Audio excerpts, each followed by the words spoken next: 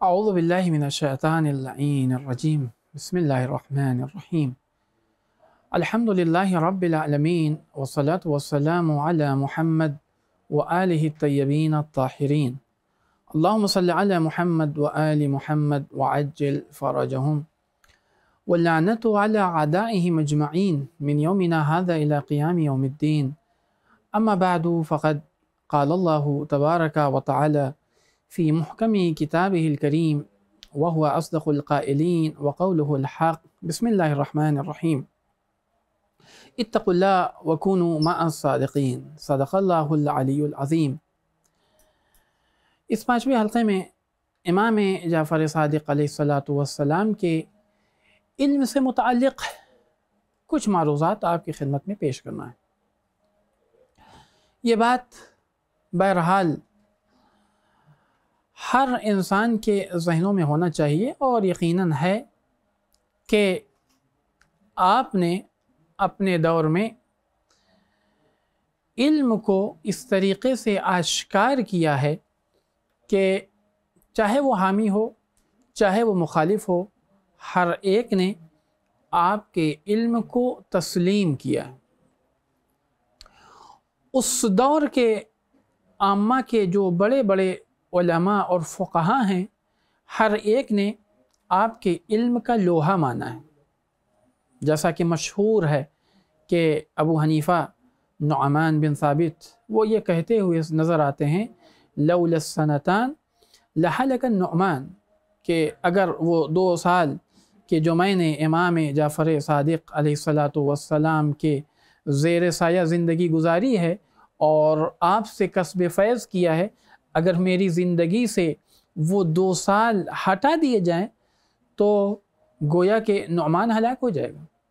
یا دوسری جگہ نعمان بن ثابت ہی امام کے علم کو آشکار کرتے ہوئے کہتے ہیں کہ ما رأیت احدا من افقہ الناس، یعنی میں نے لوگوں کے درمیان امام جعفر صادق علیہ السلام سے زیادہ عالم اور زیادہ افقہ کسی کو نہیں دیکھا، یعنی ایسا فقی میں نے دیکھا ہی نہیں۔ آپ تصور کریں کہ منصور نے جو اس زمانے کا حاکم ہے اور جس نے امام جعفر صادق کو زہر دیا ہے، اس نے ابو حنیفہ کو بلایا اور ابو حنیفہ کو بلانے کے بعد یہ کہا کہ اے ابو حنیفہ، ایسا ہے کہ تم کچھ سخت سوالات جمع کرو اور اس کے بعد امام جعفر صادق علیہ السلام سے وہ سوال کرو، اور سوالات اتنے سخت ہوں کہ امام جعفر صادق جواب اس کا نہ دے سکیں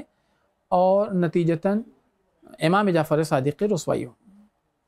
ابو حنیفہ کہتا ہے کہ میں نے تقریباً 40 ایسے سوال جمع کیے کہ جو میرے حساب سے بڑے سخت سوالات تھے، اور اب اس جمع آوری کے بعد امام جعفر صادق علیہ السلام کو طلب کیا گیا۔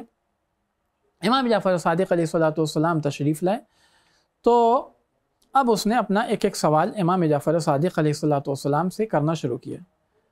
ابو حنیفہ کہتا ہے کہ امام جواب دیتے ہوئے یہ کہتے تھے کہ اس سوال کے جواب میں میرا نظریہ یہ ہے، اہل مدینہ کا نظریہ یہ ہے، اور تمہارا نظریہ اس طریقے سے۔ یعنی امام علیہ السلام تنہا جواب نہیں دیتے تھے، بلکہ جو اختلاف جواب ہیں اس کو بھی نقل کرتے تھے۔ آخر میں ابو حنیفہ کو کہنا پڑا کہ میں نے مدینہ میں ایسا اتنا بڑا عالم دیکھا ہی نہیں ہے، اور کیوں نہ ہو یہ ہیں ہی اس گھرانے کے کہ جو جب منبر سلونی پہ آتے ہیں تو یہ نہیں کہتے کہ तुमसे ज़्यादा तो मुझसे ज़्यादा तो मदीने की औरतें जानती हैं, नहीं, बल्कि मिंबर पर आने के बाद ये आवाज़ और निदा देते हैं, सलूनी क़ब्ल अन तफ़क़िदूनी, मुझसे जो पूछना है पूछ लो, इससे पहले कि मैं तुम्हारे दरमियान से गुज़र जाऊँ।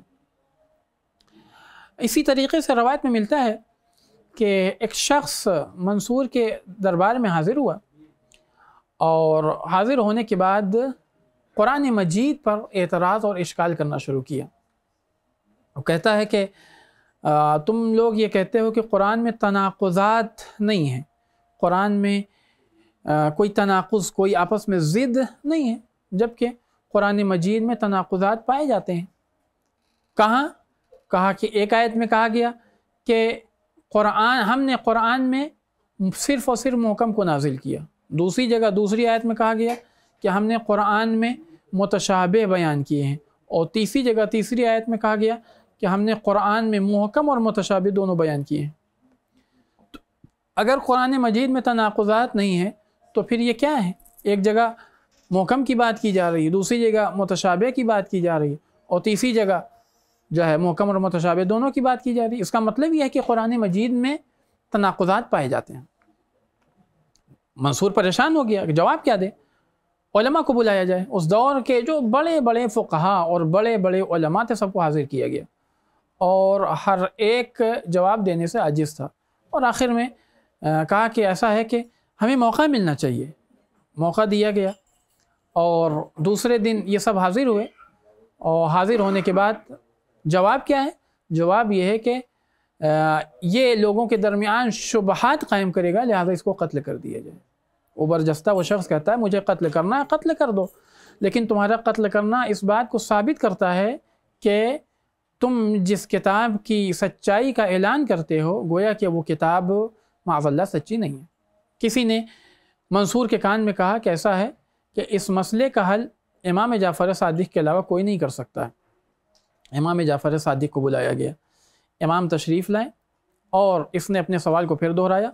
इमाम ने इरशाद फरमाया कि यहाँ अफराद की तक़सीम बंदी की बात की गई, यानी ये कुरान मजीद मुतशाबिह है उन लोगों के लिए कि जो कुरान पर ईमान नहीं रखते। कुरान मुहकम और मुतशाबिह है, यानी बाज़ मुहकम है बाज़ मुतशाबिह है उन लोगों के लिए जो ईमान रखते हैं, और कुरान पूरा का पूरा मुहकम है हम आले मोहम्मद अलैहिस्सलातु वस्सलाम के लिए। बरजस्ता वो ये कहता है कि यकीनन यही वो दरवाज़ा है कि जो दरवाज़ा गोया के दरवाज़े मोहम्मद है, और इसी दरवाज़े से कस्ब फ़ैज़ करना चाहिए। फ़र्ज़ंद रसूल, मैं आपकी बारगाह में मज़हब हक़्क़ा को कबूल करता हूँ।